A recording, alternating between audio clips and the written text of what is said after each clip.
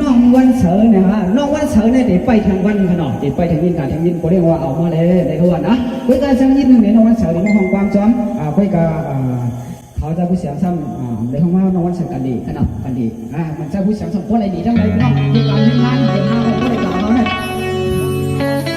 มาส่งเดี๋ยวเขาเปลี่ยนเขามาใหม่ๆจ้องขนาดเดียวกันนะที่เขามาใหม่ๆก็ยิ่งต้องขอใจคุณน้องมาคุณก็เลยเปลี่ยนเอาเขามาถึงเยอะก็เลยก็เปลี่ยนก็เลยก็เสียเลยเพื่อนบ่ว่าห่วงว่าห่วงว่ามันเสียเลี้ยงเมืองสันยังอันไปวนอยู่ในเพชรตัวตีกันเชื่อคนคุ้มดิบนำนานในเด้เขาก็วนในเปลืองนึงเนี่ยเนาะไปการเชื่อมยื้อไหน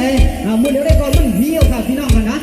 เขาพาพี่น้องมาบนพื้นเนี่ยเขาเชื่อมแต่ว่าเขาไม่ได้สิ่งนี้เนาะ